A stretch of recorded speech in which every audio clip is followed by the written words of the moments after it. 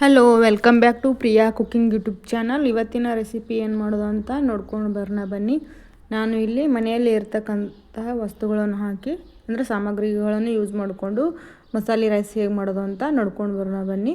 ಇದು ಬ್ಯಾಚುಲರ್ಸ್ಗೆ ತುಂಬ ಯೂಸ್ ಆಗುತ್ತೆ. ವಿಡಿಯೋನ ಪೂರ್ತಿಯಾಗಿ ನೋಡಿ. ವಿಡಿಯೋ ಇಷ್ಟ ಆದರೂ ಲೈಕ್ ಮಾಡಿ, ಶೇರ್ ಮಾಡಿ, ಹಾಗೆ ಹೊಸದಾಗಿ ನೋಡೋರು ಸಬ್ಸ್ಕ್ರೈಬ್ ಮಾಡಿಕೊಂಡು ನೋಡಿ. ನಾನು ಇಲ್ಲಿ ಒಂದು ಈರುಳ್ಳಿನ ಕಟ್ ಮಾಡೀನಿ, ಹಾಗೆ ಒಂದು ಬಟಾಟಿ ಕಟ್ ಮಾಡ್ಕೊಂಡಿನಿ, ಹಾಗೆ ಒಂದು ಒಣಮೆಣಸಿನ್ಕಾಯಿ ತೊಗೊಂಡಿದ್ದೀನಿ, ಒಂದು 2-3 ಹಸಿಮೆಣಸಿನ್ಕಾಯಿ, ಹಾಗೆ ಒಂದು 4-5 ಕರಿಬೇವಿನ ಸೊಪ್ಪು ತೊಗೊಂಡಿದ್ದೀನಿ. ಇವಾಗ ನೋಡಿ ನಾನು ಒಗ್ಗರಣೆ ಹಾಕ್ಕೊಳ್ಳಿಕ್ಕೆ ಗ್ಯಾಸ್ ಮೇಲೆ ಕುಕ್ಕರ್ ಇಟ್ಕೊಂಡು ಇವಾಗ ಒಗ್ಗರಣೆ ಹಾಕ್ಕೊಳ್ಳೋಣ ಬನ್ನಿ. ಇದು ಟಿಫಿನ್ ಬಾಕ್ಸಿಗಾದರೂ ಯೂಸ್ ಮಾಡ್ಬೋದು ನೀವು. ಅನ್ನನ ಎಷ್ಟು ಬೇಗ ಆಗುತ್ತೆ ಅಂತ, ಯಾವುದೇ ವೆಜಿಟೇಬಲ್ಸ್ ಇಲ್ಲ ಅಂದ್ರೂ ರುಚಿಯಾಗಿ ಮಾಡುವಂತಹ ಇದು ಮಸಾಲೆ ಭಾತ ಹೇಗೆ ಮಾಡೋದು ಅಂತ ನೋಡಿ ಪೂರ್ತಿಯಾಗಿ. ಇವಾಗ ನಾನು ಒಗ್ಗರಣೆಗೆ 2 ಸ್ಪೂನ್ ಎಣ್ಣೆ ಹಾಕ್ಕೊಂಡಿದ್ದೀನಿ. ಸ್ವಲ್ಪ ಬಿಸಿ ಆಗಬೇಕು. ಬಿಸಿ ಆದ ತಕ್ಷಣ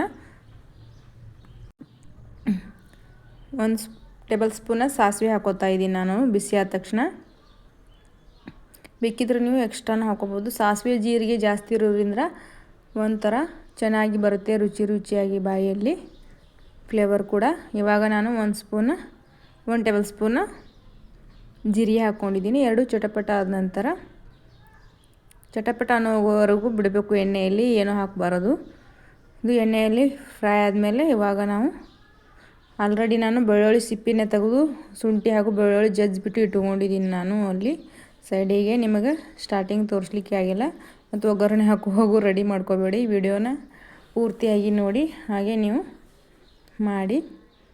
4 ಲವಂಗ, 4 ಎಲ್ಲ ಸಪ್ರೇಟಾಗಿ ತೆಗೆದುಬಿಟ್ಟು ಇಟ್ಕೊಂಡಿದ್ದೀನಿ ನಾನು. ಒಗ್ಗರಣೆ ಹಾಕೋಕ್ಕಿಂತ ಮುಂಚೆನೇ ಎಲ್ಲ ತೆಗೆದುಬಿಟ್ಟು ಹಾಕ್ಕೋಬೇಕು.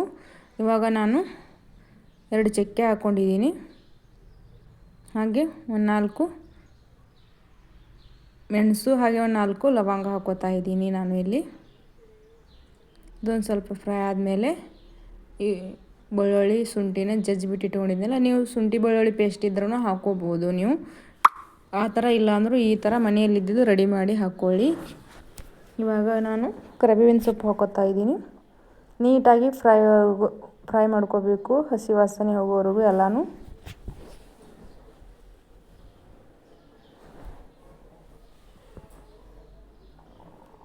ಇವಾಗ ನಾನು ಒಣಮೆಣಸಿನ್ಕಾಯಿ ಹಾಕೋತಾ ಇದ್ದೀನಿ.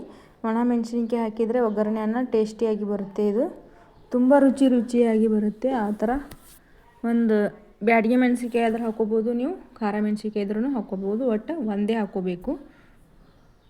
ಇವಾಗ ನಾನು ಹಸಿಮೆಣಸಿನ್ಕಾಯಿ ಹಾಕೋತಾ ಇದ್ದೀನಿ.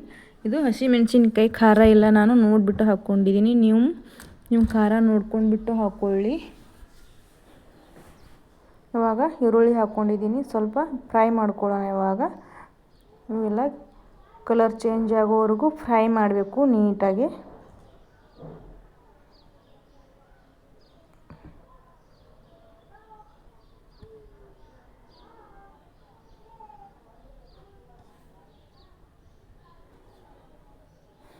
ಇವಾಗ ಸ್ವಲ್ಪ ಕಲರ್ ಚೇಂಜ್ ಆಗಿದೆ ನೋಡಿ. ಇವಾಗ ಆಲೂಗಡ್ಡೆ ಬಟಾಟಿ ಅಂತ ಕರಿತೀವಿ ನಾವು, ಆಲೂಗಡ್ಡೆನ ಕಟ್ ಮಾಡಿಟ್ಟಿದ್ದೀವಲ್ಲ ಅದನ್ನು ಹಾಕ್ಕೊಳ್ಳೋಣ. ಇವಾಗ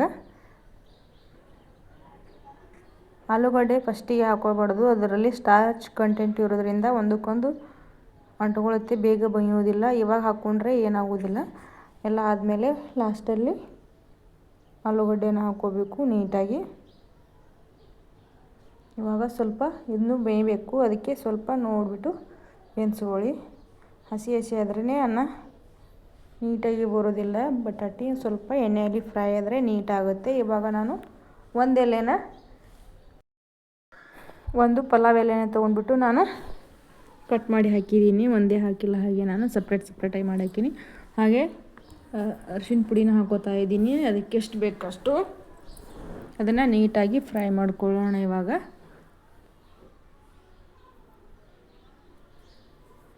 ಸ್ವಲ್ಪ ಎಣ್ಣೆಯಲ್ಲಿ ಮಿಕ್ಸ್ ಮಾಡಿದ್ಮೇಲೆ ಒಂದು ಸ್ವಲ್ಪ ಬಿಡಬೇಕು, ಯಾಕಂದರೆ ಅದು ಮಸಾಲೆ ಉಪ್ಪು ಎಲ್ಲ ಹೀರ್ಕೊಳ್ಳುತ್ತೆ ಬಟಾಟಿ.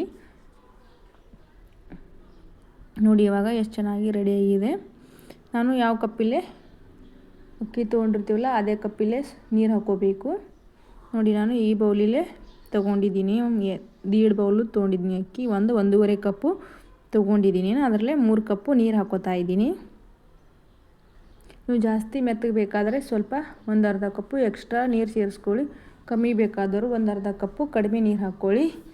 ಜಾಸ್ತಿ ಉದುರಾಗಿದ್ದರೆ ಚೆನ್ನಾಗಿರೋದಿಲ್ಲ ಅಂತ ನಾನು ಮೀಡಿಯಮಲ್ಲಿ ಮಾಡ್ಕೋತಾ ಇದ್ದೀನಿ. ರುಚಿಗೆ ತಕ್ಕಷ್ಟು ಉಪ್ಪು ಹಾಕೋತಾ ಇದ್ದೀನಿ.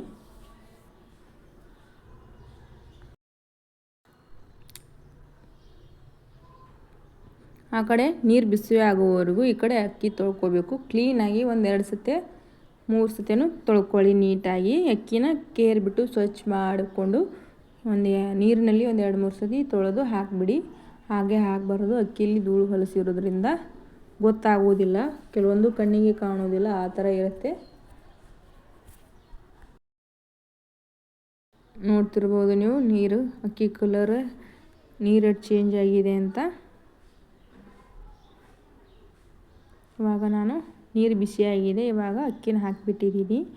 ಪೂರ ಕುದಿಯೋರಿಗೆ ಏನು ಬಿಟ್ಟಿಲ್ಲ ನಾನು. ನೀರು ಬಿಸಿ ಆದ ತಕ್ಷಣ ಅಕ್ಕಿನ ಹಾಕಿಬಿಟ್ಟು ಕುಕ್ಕರ್ ಹ್ಯಾಂಡಲ್ನ ಹಾಕಿಬಿಟ್ಟು 3 ವಿಜಿಲು ಕೂಗಿಸ್ಕೊಂಡಿನಿ, ಅಷ್ಟೇ ಸಾಕು. ಜಾಸ್ತಿ ನೀರು ಹಾಕಿದರೆ 4 ಕೂಗಿಸ್ಕೊಳ್ಳಿ. ನಿಮ್ಮ ಕುಕ್ಕರ್ ಹೇಗಿರುತ್ತೆ ಹಾಗೆ. ನಾನು ಇಲ್ಲಿ ಎಲ್ಲ ಮಿಕ್ಸ್ ಮಾಡಿಬಿಟ್ಟು ಇವಾಗ ರೆಡಿ ಮಾಡ್ಕೊಳ್ಳೋಣ. ಇವಾಗ 3 ವಿಜಿಲ ಕೂಗಿಸ್ಬಿಡೋಣ ಇವಾಗ. ಅದಾದ ತಕ್ಷಣ ನಿಮಗೆ ಯಾವ ರೀತಿ ಬಂದಿದೆ ಅಂತ ನಾನು ತೋರಿಸ್ತೀನಿ ನೋಡಿ. ನೋಡ್ತಿರ್ಬೋದು ನೀವು ರೈಸ ಯಾವ ರೀತಿ ಬಂದಿದೆ ಅಂತ. ಒಂದಕ್ಕೊಂದು ಅಂಟ್ಕೊಂಡಿಲ್ಲ ಸಹ, ಆ ರೀತಿ ಬಂದಿದೆ. ಜಾಸ್ತಿ ಎಣ್ಣೆನೂ ಇಲ್ಲ, ಏನೂ ಇಲ್ಲ. ಹಾಗೆ ನೋಡ್ತಿರ್ಬೋದು ನೀವು ಬಿಸಿ ಇರೋದ್ರಿಂದ ಹೇಗೆ ಆಗಿದೆ. ಇದು ಮೀಡಿಯಮ್ ಥರ.